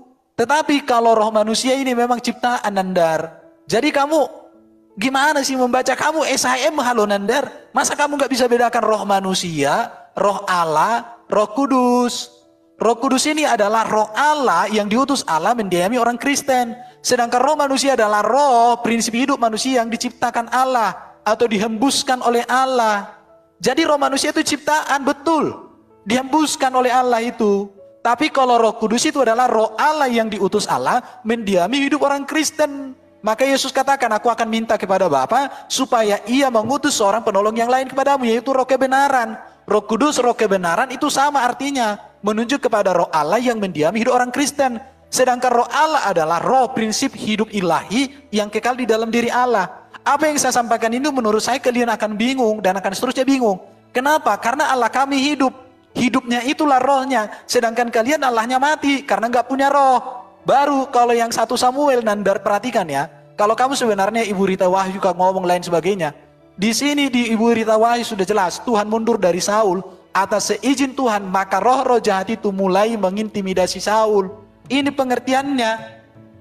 Jadi Nandar kamu itu gak pintar membaca data, hanya bisa membaca data, tapi tidak pintar menganalisa. Padahal kau SHMH, apalagi si Juma ini gurunda. Masa gurunda tidak bisa membaca Yohanes pasal 1 ayat 1 dengan baik. Kalau kau baca itu firman itu dengan Theos itu beda. Firman itu terus menerus kekal ada di dalam diri Theos. Baru tadi Nandar katakan 7 roh Tuhan itu berbicara kesempurnaan roh Allah kami itu. Dan itu ada pada Yesus Kristus. Jadi kalau tadi kalian katakan Yesus itu utusan, satu-satunya utusan yang etika dan moralnya sempurna hanya Yesus. Yesus tidak pernah mengajarkan kita memiliki perilaku perkawinan yang buruk. Apalagi mengawini budak, mengawini anak kecil, nggak ada itu dalam ajaran Yesus. Apalagi kalau ada kawini mayat dan lain sebagainya, nggak ada. Semua ajaran Yesus itu sempurna dan kudus. Dan kesempurnaan Allah dinyatakan di dalam Yesus Kristus. Maka orang Kristen tidak butuh lagi manusia-manusia atau nabi yang kualitas ajarannya di bawah daripada ajaran Yesus Kristus. Amin. Cukup sudah habis lagi ke waktunya. Bang Malikil ya. Oke, bisa pindahkan saya ke layar Baik, besar. Baik, Oke. siap. Jadi topiknya ini Roh Kudus ya. Topiknya ini kita ngambil apakah Tuhan Yesus itu manusia ya? Oke. Jadi yang saya nangkap itu Roh Kudus ya. Jadi di dalam pemahaman Islam memang simpang siur. Ada Roh Kudus itu jadi Isa, ada Roh Kudus itu Jibril. Tapi kita bongkar satu-satu. Mulai dari Roh Kudus itu bukan Jibril ya. Jadi di dalam hadis Sahih Muslim 5314, oke, dalam hadis Sahih Muslim bahwa malaikat diciptakan dari cahaya, bukan dari ruh. Nah, untuk mendukung ayat ini di dalam Quran, saya bukakan di dalam surah An-Naba ayat 38, bahwa pada hari ketika ruh dan malaikat, jadi ruh, malaikat berdiri bersaf-saf. Jibril bukan malaikat. Dan kita buktikan lagi bahwa Isa Bro itu Malikil, bentar. Kata dan di situ apa maksudnya, Bro? Ruh membedakan, ruh dan malaikat. Oh, jadi ruh dan malaikat itu dua beda. entitas yang berbeda ya? Iya, beda. Oke, terima kasih, Bro. Ya. Dan Isa itu adalah ruh Allah Subhanahu wa taala. Di mana ayatnya di sini? Kita buka di dalam Sahih Al-Jami As-Sagir jilid 4. Ya. Dalam Sahih Al-Jami jilid 4, cuma dengan Nandar, kalau nggak punya nanti DM nomor WA atau Telegram saya kasih gratis. Ya. Oke, di sini Isa itu adalah ruh Allah Subhanahu wa taala. Nah, kita baca dari Musa ya. Musa di mana Allah pernah berbicara langsung kepadanya. Kemudian mereka pun pergi mendatangi Nabi Musa AS. Namun beliau bertanya, "Aku tidak pantas melakukan apa yang kalian minta. Pergilah kepada Isa, kalimah dan ruh Allah Subhanahu wa taala." Jadi Isa itu adalah ruh Allah Subhanahu wa taala. Nah, itu juga ditegaskan ketika Allah menciptakan. Kan kalau dalam Quran keberadaan Allah kan nggak jelas. Ada yang mengatakan ruh, ada yang mengatakan zat. Tetapi yang lebih otentik, kalau kita baca tafsir Al-Tabari, Allah itu adalah ruh. Nah, di sini Allah mengutip ya, mengadaptasi pengikut-pengikut Allah mengadaptasi tentang kitab Kejadian. Jadi sifatnya ini seperti plagiat. Nah, bahwa pada awal mula penciptaan Allah menciptakan langit dan bumi, di mana bumi hancur, kosong dan gelap, dan ruh Allah berkilau di atas air. Kalau di Alkitab kita kan roh Allah melayang-layang di atas air. Tetapi kalau di mereka ini kan adaptasi, jadi dirubah sedikit. Ruh Allah berkilau di atas air. Jadi Allah itu ruh. Nah, itu pandangan pertama. Nah, pandangan kedua bahwa Ruh Kudus itu adalah Jibril. Nah, itu hanya klaim saja. Karena tidak ada secara tekstual di dalam Quran bahwa Ruh Kudus itu adalah Jibril. Contoh, di dalam At-Tahrim ya. At-Tahrim, kami meniupkan ke dalam rahimnya sebagai sebagian dari roh. Nah, ini kan dalam kurung. Dan di dalam Quran itu kebohongan yang dinyatakan oleh Nanda. Roh itu diciptakan tidak ada tekstualnya. Hanya dalam kurung seperti ini. Tidak ada secara tekstual roh itu diciptakan di dalam Quran. Roh kami. Jadi yang dikandung oleh Maria itu adalah roh Allah Subhanahu wa taala. Dikandung oleh Maryam adalah roh Kudus. Nah, Lah pandangan kedua, Roh Kudus itu adalah Jibril, itu muncul dari dalam tanda kurung. Contohnya seperti ini. Dia Maryam memasang tabir melindunginya, lebih lalu mengutus Roh Kami dalam kurung Jibril. Padahal di ayat yang lain bahwa ruh itu, ruh dan malaikat itu beda. Malaikat ya malaikat, ruh ya ruh, tapi ini dipaksakan. Oke, kita ikut asumsi mereka dengan tanda kurung. Nah, konsekuensinya maka yang dikandung oleh Maria adalah Jibril itu, sebab ruh kami ini yang masuk ke dalam rahim Maria adalah Jibril. Nah, itu dijelaskan. Jadi memang simpang siur pemahaman di dalam Quran. Contoh ya, di dalam, nah ini karya seorang profesor Muhammad Tamim Pardede. Ternyata Isa adalah hybrid Jibril. Nah, oke. Ini yang menarik ini. Ya mungkin Anda nggak punya, nanti DM aja nomor telegramnya, cuma DM saya kasih gratis. Buku-buku seperti ini. Ini adalah buku-buku yang sah.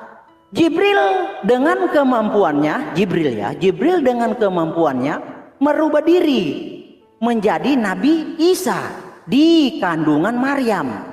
Itulah rahasia mengapa Nabi Isa langsung dapat memahami wahyu, karena beliau sendiri adalah wujud insani dari Jibril itu sendiri. Jadi Jibril itu adalah, Isa itu adalah perwujudan dari Jibril. Nah, itu juga dijelaskan di dalam kitab Sadul Ma'ad. Di dalam kitab Sadul Ma'ad di sini ya, kalau nggak punya DM ya nomor telegramnya ya, saya kasih gratis. Sadul Ma'ad jilid 1, bahwa Jibril itu masuk lewat mulut. Sudah saya selesaikan baca ini boleh? Satu ini aja, selesaikan boleh? Waktunya Bang, nggak bisa Bang. Selesaikan semua bacaan saya. Ya, waktu nanti kalau misal apa nanti kita lanjut lagi Bang. Siap. Karena kan waktu lanjut. kita ini. Baik. Kita mulai ke Evangelis Yonatan Nandar yang ditakuti seluruh pendeta di Indonesia. Coba diperbesar, Kak Ica. Baik. Layar saya diperbesar ya. Oke. Saya mulai sekarang ya. Iya. Jadi gini loh ya. Sampai detik ini pun tidak ada manusia di muka bumi ini yang dapat membuktikan bahwa Ruach HaKodes itu adalah sesembahan. Ingat, di dalam Lukas, Matius, Markus, Roh Kudus itu adalah kasta Tuhan tertinggi. Karena barang siapa yang menghujat anak manusia, maka dia diampuni. Tetapi barang siapa yang menghujat Roh Kudus, tidak akan diampuni. Kalau Roh Kudus Tuhan di dalam perjanjian baru, saudara, dia tidak akan tentu Tuhan juga di dalam tanah, di dalam Torah. Nyatanya yang namanya Ruach Elohim, yang namanya roh itu adalah makhluk ciptaan, baik di dalam perspektif Islam maupun di dalam perspektif Yahudi. Di dalam Al-Quran, alastu birabbikum qalu bala syahidna. Ketika roh Yesus, roh Musa ditanyai, dan roh kita semua, bukankah aku ini adalah Tuhanmu? Para roh berkata, qalu bala syahidna. Ini orang Kristen yang mohon maaf ya, yang bergantian dari tadi. Tidak ada yang mampu menyanggah pertanyaan saya. Zakaria 12 ayat 1, Ruach Adam. Ya, tidak ada di sini dikatakan Ruach Adam milbado Yesus bekirbo. Tidak ada, saudara. Di sini adalah spesifik menyeluruh. Tidak ada roh Yesus, semuanya. Ruach Adam, manusia, bekirbo adalah ciptaan. Makanya kenapa Musa tidak pernah menyembah Roh Kudus, bahkan tertulis Ruach HaKodes di dalam Torah saja tidak ada.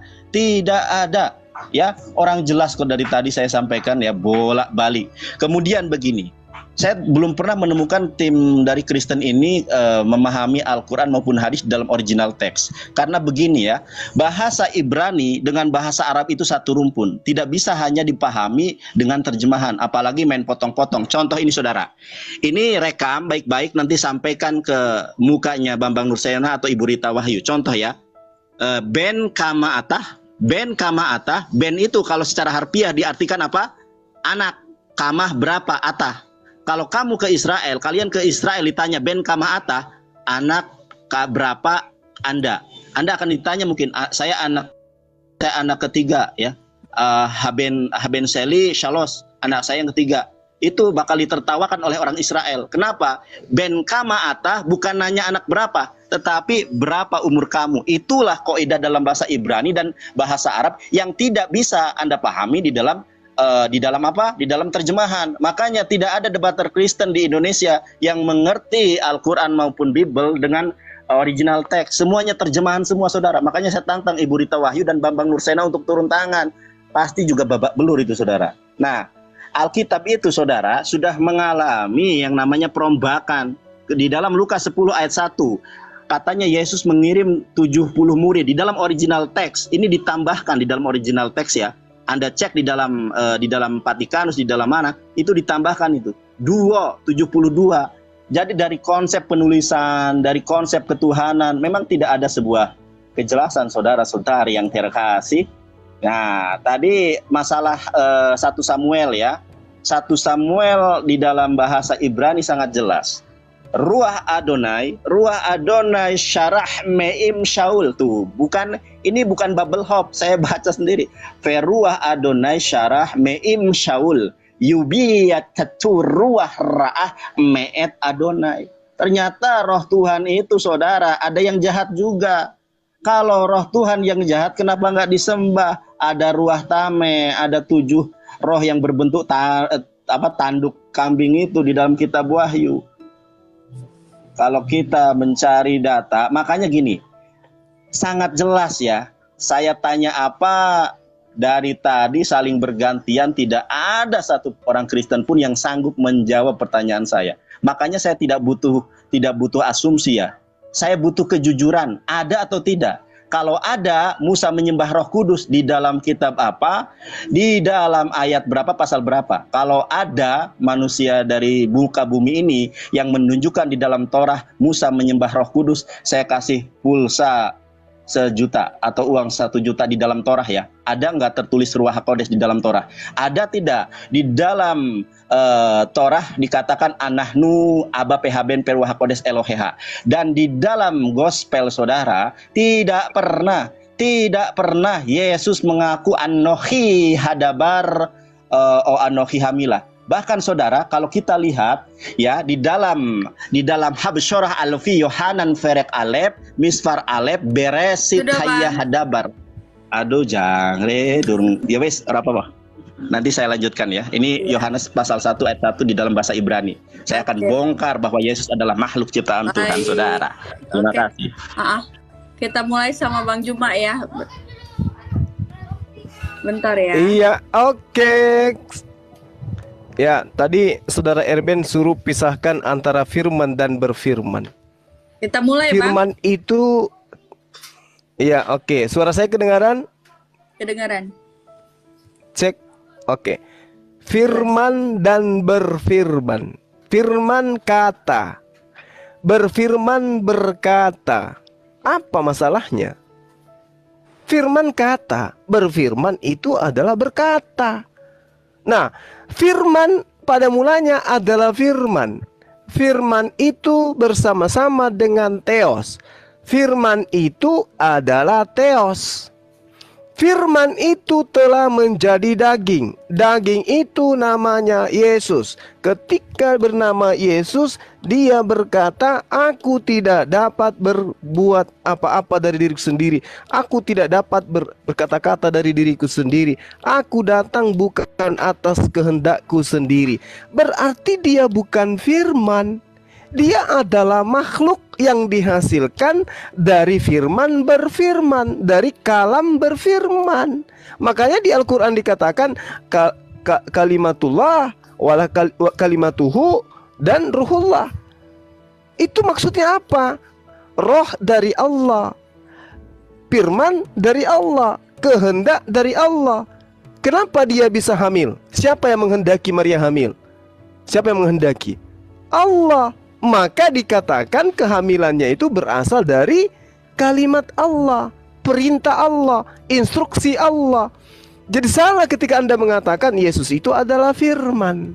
Yang benar adalah Yesus itu makhluk ciptaan yang diciptakan dari proses berfirman. Makanya Yesus mengaku, aku datang bukan atas kehendakku sendiri. Kenapa? Karena aku bukan firman. Aku adalah hasil dari firman. Aku adalah hasil dari sifat kalam yang dimiliki oleh Allah. Tolong dipahami itu. Kemudian terkait dengan Jibril, Al-Quran mengatakan, Kul nazzalahu ruhul kudus min rabbika bil haqqa. Siapa yang berfirman kepada baginda Rasulullah Muhammad SAW? Siapa? Roh Kudus. Siapa Roh Kudus ini? Anda lihat di dalam Al-Baqarah ayat 97. Kul man kana aduwwan li Jibril fa innahu nazzalahu ala qalbika bi idznillah. Berarti Roh Kudus itu adalah Jibril. Baca kitab saudara untuk membuktikan itu. Jawab malaikat itu. Nah, ini malaikat. Akulah Jibril, akulah Gabriel yang melayani Theos. Nah, Anda masih pura-pura nggak mau tahu. Jibril itu adalah yang melayani Tuhan untuk menyampaikan firman. Itulah yang disebut Roh Kudus, Jibril itu, karena dia adalah malaikat. Ya, agar Anda pahami dengan baik. Lalu kemudian ketika saudara mengatakan bahwasanya di Mazmur 33 nomor 9 berfirman, itu Anda bedakan dengan berfirman, ya, itu kekeliruan Anda. Kenapa saya katakan kekeliruan Anda? Itu disebabkan karena Tuhan di sana jelas ketika Dia hendak menciptakan sesuatu, maka Dia cukup berkata. Kenapa demikian? Karena pada diri Allah ada firman. Sementara Yesus itu bukan firman itu sendiri. Yesus itu adalah hasil daripada firman. Makanya dikatakan, aku datang bukan atas kehendakku sendiri. Itu agar saudara pahami. Lalu kemudian terkait dengan Roh Kudus. Ya, kalau Anda mengatakan Jibril itu adalah Isa, Allah itu adalah apapun yang Anda katakan dengan menggunakan ilmu Anda gitu ya. Allah Subhanahu wa taala menceritakan tentang esensinya. Laisa kamislihi syai'. Sementara Jibril itu roh. Namanya juga Roh Kudus, dia roh. Nah, kalau di awal tadi saya mengatakan Tuhan Anda itu memiliki roh. Sesuatu yang memiliki roh pada dirinya itu namanya makhluk. Ya. Sementara Allah itu adalah pencipta makhluk. Allah itu pencipta roh. Sementara Tuhan Anda adalah zat gas, zat padat, zat cair yang punya roh di dalamnya. Tuhan yang kemudian menciptakan roh untuk dirinya. Sementara Tuhan sendiri tidak berroh, karena dia bukan makhluk. Yang berroh itu makhluk. Ya, kalau dia tidak punya roh, itu adalah makhluk. Dia adalah benda mati. Abang, sudah bang. Oke, terima kasih. Ya. Oke, kita lanjut lagi ke Bang Murid Setia ya, sama Bang Malikil ya. Tadi ada kepotong tadi Bang Murid Setia ya. Oke. Siap. Baik. Sebentar ya. Saya mau Baik, Bang. bikin data ini.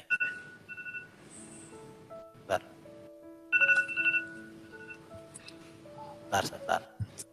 Baik. Oke. Jadi teman-teman muslim semakin menegaskan perbedaan Allah kami dengan Allah kalian, dan saya senang dengan hal itu ya. Dan Nandar kembali lagi selalu mempertontonkan kebutaanmu di dalam memahami kebenaran Kristen. Perhatikan ya. 1 Korintus 2 ayat 11. Siapa gerangan di antara manusia yang tahu apa yang terdapat di dalam diri manusia selain roh manusia? Manusia ada roh, dan roh manusia itu ciptaan. Itulah yang disebut di dalam Zakaria pasal 12 ayat 1 tadi. Jadi Nandar nggak menyimak yang disampaikan. Tolonglah tunjukkan kualitasmu sebagai seorang SHMH yang punya analisa teks yang bagus. Perhatikan ya, selain roh manusia sendiri yang ada di dalam dia, demikian pula tidak ada yang tahu apa yang ada di dalam diri Allah selain roh Allah. Jadi di sini sudah ada dua kata. Ini ya, saya mengajar kalian kayak mengajar anak TK jadi ini. Lihat roh manusia dengan roh Allah. Roh Allah itu apa? Prinsip hidup Allah, kuasa ilahi Allah yang kekal di dalam diri Allah, yang olehnya Allah memberi hidup. Maka dikatakan di dalam kitab Kejadian, maka dikatakan roh Allah melayang-layang. Di situ ya. Kemudian ada roh manusia itu ciptaan. Baru ada yang namanya Roh Kudus. Roh Kudus itu adalah sebutan kepada Roh Allah yang diutus oleh Allah atas nama Yesus Kristus kepada manusia. Bisa dilihat ini ya, disamakan dengan roh penghibur, roh kebenaran, roh Kristus. Ya, ini semua. Jadi memang kalian gak memahami. Jadi kalau Juma mengatakan kalau ada roh di dalam diri daripada Allah berarti Allah ciptaan. Kenapa? Karena Juma ini gak memahami hakikat dirinya. Kalau di dalam Kristen manusia itu ada tubuh, ada jiwa, ada roh. Jiwa itu sama dengan pikiran, akal budi. Roh itu berbicara prinsip hidup. Tubuh itu berbicara ini. Juma barangkali nggak punya roh. Jadi saya sedang berbicara dengan orang mati. Kalau Allah itu memiliki roh, justru itu membuktikan dia bisa memberikan kehidupan. Bagaimana Allah bisa memberikan hidup kepada manusia kalau dia sendiri mati? Jadi kembali lagi teman-teman di sini memang selalu gagal paham dalam membaca. Saya nggak ngerti apa yang kalian pikirkan. Betul-betul ya. Ini Nandar tadi yang kau tunjukkan tadi itu Nandar. Kamu dikasih tahu ya. Kalau yang masalah Samuel tadi itu, ini udah diartikan Ibu Roh Rita Wahyu. Roh Tuhan, roh jahat daripada Tuhan. Artinya di sini Tuhan mundur dari Saul dan atas izin Tuhan maka roh jahat mulai mengintimidasi Saul. Itu udah dijelaskan. Bukan kita tidak menjawab Nandar. Karena kamu punya jawaban yang keliru dan kamu mau kita menjawab seperti yang keliru dalam pikiranmu.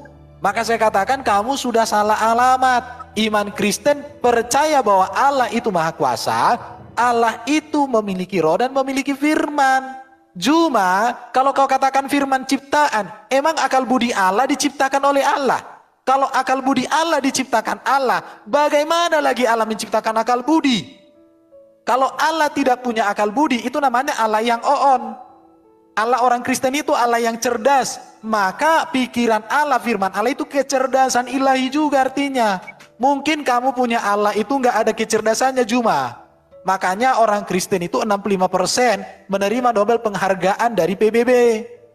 Orang Yahudi itu 15%. Orang Muslim cuma 0,8%. Jadi orang Kristen ini punya Allah yang punya akal budi, maka orang Kristen juga punya akal budi yang luar biasa. Jadi firman itu akal budi Allah yang maha kuasa, dihadirkan Allah menjadi manusia, namanya Yesus Kristus. Yesus Kristus Tuhan, karena Allah Bapa memberikan kuasa ketuhanan kepada Yesus, kuasa untuk mengampuni dosa, kuasa mengalahkan iblis, kuasa mengalahkan maut, kuasa memberi hidup yang kekal. Apa buktinya bahwa Yesus berkuasa atas iblis? Yesus tidak mampu digoda iblis. Apa buktinya bahwa Yesus berkuasa mengampuni dosa? Yesus menang atas dosa. Yesus mengampuni dosa manusia. Apa buktinya? Apa buktinya Yesus menang atas maut? Yesus bangkit dari kematian, naik ke sorga mulia. Apa buktinya Yesus memberi hidup yang kekal? Yesus di sorga untuk menyediakan tempat bagi orang percaya seperti kami.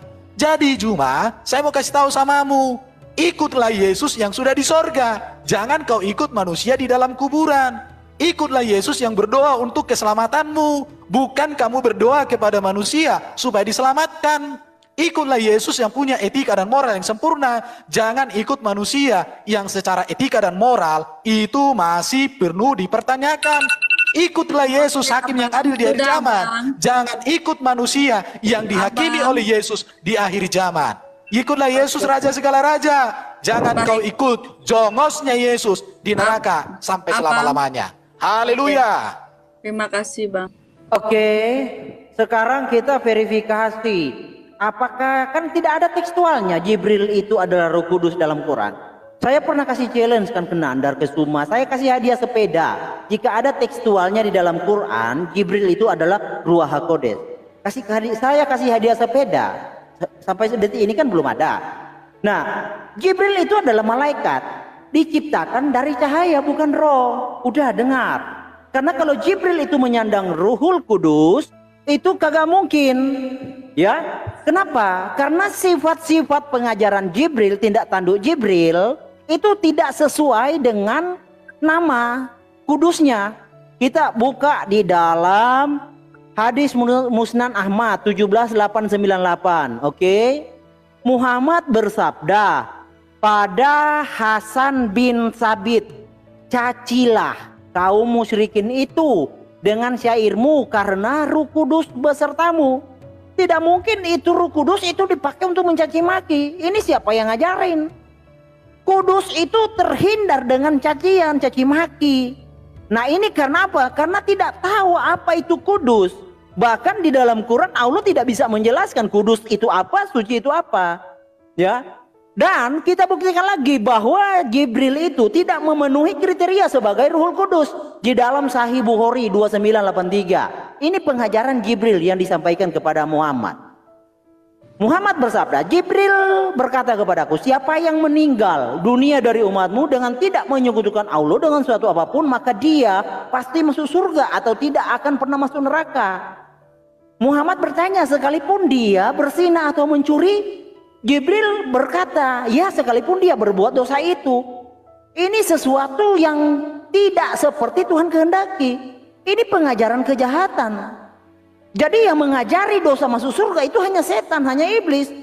Nah kalau Jibril ini adalah Roh Kudus, itu sangat tidak mungkin. Sebab kekudusan itu tidak pernah melegitimasi dosa masuk surga. Dosa itu masuk neraka. Tapi Jibril di sini melegitimasi dosa itu masuk surga. Jadi Jibril itu tidak memenuhi kriteria sebagai Ruhul Kudus. Nah saya tegaskan lagi ya. Carikan ayatnya dalam Quran. Nah, sama seperti di dalam An-Naba ayat 38. Pada hari ketika ruh dan malaikat berdiri bersab-sab. Jadi ruh adalah ruh, malaikat adalah malaikat. Tolong buktikan di dalam tekstual Quran bahwa Jibril itu diciptakan dari ruh. Nah, saya tambah buktikan lagi di dalam surah Al-Qadar ayat 4. Pada malam itu turun para malaikat dan ruh dalam kurung. Jadi Islam itu hanya bisa selamat karena dengan dalam kurung. Tanpa dalam kurung tidak mungkin, dan tidak mungkin Islam itu bisa dimengerti. Jadi hanya dalam kurung yang bisa menyelamatkan umat Islam. Ya, satu lagi. Nih, bahwa di dalam surah Al-Ma'arij ayat 4 juga. Para malaikat ruh dalam kurung Jibril. Ini dipaksakan. Para malaikat dan ruh Jibril. Para malaikat dan ruh Jibril. Jadi Jibril itu bukan ruh. Jibril itu dari cahaya. Bagaimana pula dia ruh? Apakah Jibril itu merangkap? Ya, statusnya merangkap? Enggak. Jadi hanya pemaksaan karena memang tidak ada tekstualnya. Nah, jika di dalam Islam kebingungan mengenal siapa Ruhul Kudus, maka jatuhnya bahwa Allah yang menginspirasi memang tidak tahu. Karena di dalam Islam Ruhul, ya, Allah itu adalah ruh. Kita sudah buka tadi ya di dalam Tabari. Nah, ini adalah plagiat dari kitab Kejadian. Ruh Allah berkilau di atas air. Jadi yang ada ketika di atas bumi itu adalah ruh Allah. Buktikan Allah itu bukan ruh. Datanya mana? Ya kan? Pakai data, kita main data. Mengapa demikian? Karena ruh yang kuasa itu adalah satu-satunya. Jadi Allah Subhanahu wa taala yang adalah ruh sesuai dengan Ajami, Sahih Al-Jami As-Sagir, yang memenuhi kriteria Ruhul Kudus itu hanya Isa. Karena Isa itu hanya satu-satunya manusia ya yang asalnya dari Ruhul Kudus dan kalam. Tidak ada manusia lain. Coba saya kasih hadiah sepeda buat Nandar dan Suma. Carikan ada manusia lain selain Isa yang asalnya dari Ruhul Kudus dan kalam Allah. Carikan, saya kasih hadiah sepeda. Nah, karena Isa ditegaskan di sini di dalam Sahih Jami jilid 4 adalah ruh Allah Subhanahu wa taala. Pergilah kepada Isa, kalimah dan ruh Allah Subhanahu wa taala. Isa itu adalah ruh Allah Subhanahu wa taala, penyataan. Kenapa? Aduh, habis ya waktunya. Oke, kita kembali lagi ke Bang Yonatan sama Bang Juma ya. Siapa mau duluan, Abang? Ini saya, ya. Yang gedein. Baik, Sa. Oke. Ya, ini udah dimulai waktunya. Oke, saya mulai ya. Bismillahirrahmanirrahim. Jadi memang ya, tidak ada debater Kristen di Indonesia yang mengerti original teks, baik Arabik, Ibrani, dan Yunani. Jadi mereka berasumsi semata, saudara-saudari yang terkasih. Berbeda dengan debater Muslim ya, ada masing-masing fact-nya. Nah di sini saudara, Ben Kamaata, sudah saya ini kan ya, sesuatu itu harus kembali kepada original teks. Karena kalau Ben di dalam bahasa Ibrani itu artinya anak. Tetapi kalau Anda ke Israel, tanya orang Israel, Ben Kamaata, Anda maknai Ben ini sebagai anak, akan ditertawakan. Karena Ben Kamaata artinya berapa umur kamu. Makanya untuk memahami kitab suci harus mengenal original teks. Kalau terjemahan tersesat Anda. Contoh, ya di dalam Greek Bible Online. Saya tadi sudah sampaikan. Saya ulangi karena memang tidak ada satu manusia Kristen pun yang sanggup menjawab pertanyaan saya. Ini original teks ada tanda kurung loh. Coba Anda cari di dalam Al-Quran. Tidak ada teks original Al-Quran ada tanda kurung. Tapi di dalam Biblos berjibun. Nanti suatu saat kita akan buktikan ya dengan tema Biblos atau Al-Quran yang firman Tuhan. Nah saudara, kalau kita mengacu kepada perjanjian baru ya, Roh Kudus itu adalah Tuhan dengan kasta tertinggi saudara. Saya bacakan ya di dalam Lukas 12 ayat 10. Setiap orang yang mengatakan sesuatu melawan anak manusia Yesus, ia akan diampuni. Tetapi barang siapa yang menghujat Roh Kudus, ia tidak akan diampuni. Lukas 12 ayat 10 menyatakan dengan terang benderang bahwa Roh Kudus itu adalah makhluk ciptaan Tuhan yang siapa menghujatnya itu tidak akan diampuni. Ini adalah sosok Tuhan tertinggi di dalam kekristenan. Saya bertanya berulang kali saudara, dari tadi yang bergantian tidak ada satupun yang mampu menjawabnya. Kalau Roh Kudus adalah Tuhan di dalam perjanjian baru, harusnya dia Tuhan di dalam perjanjian lama. Kita cari saudara, saya buktikan ya. Ini zaman digital, kita buktikan saudara, saudari yang terkasih ya. Coba kita cari di dalam ini ya, di dalam perjanjian lama kata menyembah roh. Nah ya, kalau menyembah Allah ada saudara. Ya, menyembah Tuhan tuh ada tuh, menyembah Tuhan. Coba kita tulis menyembah Roh Kudus. Menyembah roh. Ya, kita menyembah roh aja dulu. Ada enggak? Ya, menyembah roh. Menyembah roh tidak ditemukan karena memang Roh Kudus itu bukan Tuhan, dia adalah makhluk ciptaan Tuhan. Ini malah si Herdi mengatakan apa, Roh Kudus Jibril tidak relevan dan lain sebagainya. Yang kita bahas adalah tentang ketuhanan, bukan Roh Kudus adalah Jibrilnya. Yang entry point-nya adalah Roh Kudus Tuhan, Yesus Tuhan atau bukan. Ternyata bukan saudara. Kita lihat di dalam Al-Quran surat As-Sajdah ayat ke-9 saudara.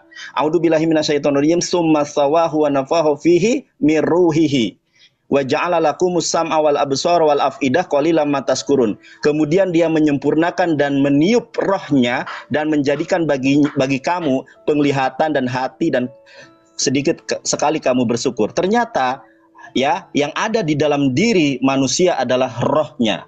Rohnya siapa? Rohnya Allah. Nah pertanyaannya, roh yang ada dalam diri kita itu rohnya apa? Rohnya ciptaan atau Roh Kudus? Zakaria 12 ayat 1 mengatakan bahwa setiap roh yang ada di dalam diri manusia adalah ciptaan. Si Erben juga tidak menyimak perkataan saya, Erben. Ya. Dan yang meletakkan dasar bumi dan yang menciptakan roh dalam diri manusia. Baik Al-Quran maupun Alkitab menyatakan roh yang ada dalam diri manusia adalah makhluk. Kita lihat original teksnya. Tidak ada debater Kristen yang pandai Ibrani dan Yunani, apalagi Arabik. Semua terjemahan saudara. Bagaimana perkara itu dapat dijadikan acuan? Nih, saya langsung aja karena terbatas dengan waktu ya. Ruah Adam Bekirbo. Di sini tidak ada pengecualian ya. Yang namanya Adam itu manusia. Pertanyaannya, Yesus manusia atau bukan? 100% manusia, saudara. Di sini katakan ruah Adam Bekirbo. Tidak dikatakan di sini, sekali lagi ya Erben, tidak dikatakan ruah Adam Milbado Bekirbo. Tidak ada. Ruah Adam ya Milbado Yesus atau Yehosua Bekirbo. Tidak ada di situ. Ini umum. Siapapun yang namanya manusia ada rohnya, dia adalah ciptaan. Tadi Herdi menjanjikan sepeda. Inilah ya kalau tahu kaum terjemahan. Di dalam Al-Quran sangat jelas. Di dalam Quran surat Al-Imran ayat 69. Inna masala Isa indallahi kamasali Adam. Khalaqahu min turabin tsumma qala lahu kun fayakun. Bahwa Isa dan Adam itu semisal dia adalah ciptaan Tuhan, saudara. Kemudian di dalam jangkrik durung iki rek. Ngopo tah? Sabar deh. Ono. Beliin makan. Oke, kita lanjut Bang Juma ya. Bang Juma. Oke, terima kasih. Bentar ya. Udah? Oke. Mulai ya. Jadi, oke. Jadi ketika berbicara mengenai Nabi Isa alaihissalam yang Anda katakan sebagai roh dan dia adalah kalam, kami umat Islam itu sampai pada final pemahaman tentang apa yang Nabi Isa ajarkan. Ya, Nabi Isa alaihissalam mengajarkan dirinya untuk menyembah kepada Allah. Jadi mau Anda seperti apapun caranya untuk mengkaji Islam, umat Islam itu tidak akan pernah goyah dengan imannya, meski berjuta link yang Anda gunakan dengan berbagai macam cara. Kenapa kami umat Islam paham tentang ajaran Nabi Isa? Nabi Isa ketika datang di dalam Al-Quran menjelaskan, Makul tulahum illa ma amartani bi ani abudullah rabbi wa rabbakum. Nabi Isa yang Anda bawa tadi, yang Anda katakan bahwa dia adalah kalam, dia adalah roh Allah, dia adalah kalamullah, dia adalah ruhullah, justru Nabi Isa mengajarkan untuk menyembah kepada Allah. Ma qultu lahum illa ma amartani bi ani abudullah rabbi wa rabbakum wa kuntu alaihim syahida ma dumtu fihi falamma tawaffaitani kunta antar raqiba alaihim wa anta ala kulli syai'in syahida. Ya, itu dia saudaraku. Kita bersama-sama telah melihat serta menyaksikan bagaimana keberlangsungan suatu diskusi yang sangat heboh dan juga pasti rusuh. Ya, rusuh karena ada summa di dalamnya yang selalu saja membuat onar ketika berdiskusi seperti itu. Yang dimana ketika setiap narasinya, argumentasinya, bahkan pernyataannya itu bisa dibantah dan dipatahkan oleh teman-teman para apologet Kristen dengan data-data yang valid, hal itu membuat dia menjadi seorang yang pemarah ya, seperti itu. Kenapa saya bilang pemarah ya? Karena memang Ustadz Tsuma ini kalau setiap hal yang dia bawakan itu bisa dibantah atau dipatahkan, pasti dia akan menimbulkan suatu reaksi yang seharusnya itu tidak ada di suatu ranah diskusi seperti itu. Apalagi yang lucunya dia marah dan dia juga heboh sendiri hanya karena ketika dia membahas tentang firman Tuhan, tentang isi Alkitab, dan itu bisa disanggah dan dibantah, bahkan dipatahkan oleh teman-teman para apologet Kristen, malah Ustadz Tsuma yang emosi. Dia emosi seakan-akan dia yang paling benar dan dia yang paling baik dalam memahami firman Tuhan itu sendiri. Padahal pada dasarnya ketika kita mendengar setiap narasi, semua narasi Ustadz Tsuma yang berkaitan dengan firman Tuhan, Alkitab itu sendiri, pasti itu semua jauh dari kebenaran yang sesungguhnya, dimana Tsuma hanya berusaha untuk memutarbalikan suatu kebenaran yang ada di dalam firman Tuhan atau di dalam Alkitab itu sendiri. Ini yang sangat lucu. Dan ketika para teman-teman para apologet Kristen membahas tentang ajarannya, tentang kitabnya, pasti dia akan menimbulkan suatu reaksi yang lebih heboh lagi seperti itu. Ya, heboh lagi dalam artian bahwa dia tidak senang seperti itu ketika imannya dibahas. Padahal kalau kita melihat semua videonya hampir rata-rata membahas tentang kekristenan seperti itu. Malah ketika mau membahas tentang ajarannya, dia pasti akan framing untuk kembali lagi menjatuhkan atau membahas tentang Alkitab seperti itu. Ya, ini yang sangat lucu ya.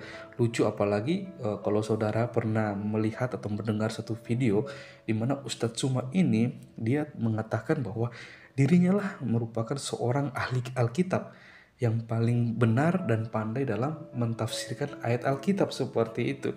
Padahal pada dasarnya kalau kita melihat setiap narasi yang dia bawakan, setiap argumentasi yang dia bawakan yang berkaitan dengan Alkitab, pasti semua itu akan jauh dari kebenaran yang sebenarnya seperti itu. Ya, puji Tuhan ya, saya sangat bersyukur kalau saya melihat bagaimana teman-teman para apologet Kristen ini mereka bisa mempertanggungjawabkan iman mereka kepada Ustadz Tsuma. Mereka bisa membantah, mematahkan setiap narasi liar dengan menggunakan data-data yang valid, dengan menggunakan firman Tuhan yang benar seperti itu, dimana ketika mereka mentafsirkan ayat Alkitab, semuanya itu sungguh sangat berkaitan dan itu sudah sangat menjawab setiap tuduhan liar dari seorang Ustadz Tsuma. Ya, saudaraku yang terkasih, kita sebagai orang percaya, kita diajarkan untuk bisa dan seharusnya dan harus bisa, dan ini harus bisa kita lakukan tanpa terkecuali untuk mengasihi mereka seperti itu. Kita berdoa supaya firman Tuhan yang mereka putarbalikan, firman Tuhan yang selalu saja mereka bahas, firman Tuhan selalu saja mereka tafsirkan secara liar, kiranya firman yang hidup itu yang mengubahkan kehidupan mereka seperti itu. Sama seperti Rasul Paulus, kalau saudara mengikuti atau belajar tentang bagaimana perjalanan hidup seorang Rasul Paulus, sangat luar biasa. Saya sangat merasa terberkati, dan saya selalu merasa bahwa ini merupakan satu contoh teladan yang seharusnya saya ikuti, karena saya merupakan seorang Kristen dari lahir. Tapi dalam perjalanan hidup saya tidak mencerminkan diri saya sebagai seorang Kristen seperti itu. Tapi kalau saya melihat Rasul Paulus ketika dia mengalami perjumpaan pribadi dengan Tuhan Yesus, perjumpaan itu yang memulihkan keadaannya, perjumpaan itu yang membuat dia semakin lebih bersemangat untuk memberitakan kabar baik, kabar sukacita kepada setiap orang yang belum pernah mendengar tentang kebenaran firman Tuhan itu sendiri. Saudaraku yang terkasih, kiranya melalui diskusi ini kita semua bisa dicerdaskan, kita semua juga boleh mendapatkan hikmah di dalamnya, dan kita juga boleh terus bisa mempertahankan iman kita, dan bahkan kita juga boleh menjadi pelaku-pelaku firman, karena Matius 28 sudah sangat jelas di mana kita diperintahkan, kita sebagai seorang percaya, kita juga harus bisa memberitakan kabar baik itu sampai ke ujung-ujung dunia, sehingga dengan berjalannya waktu banyak orang yang boleh mengalami pemulihan dan menerima keselamatan ketika mereka mengambil keputusan untuk percaya kepada Yesus sebagai satu-satunya Tuhan dan Juru Selamat dalam kehidupan mereka. Sekian video dari saya di hari ini, sampai berjumpa di video-video saya selanjutnya. Kiranya Tuhan Yesus memberkati kita semua.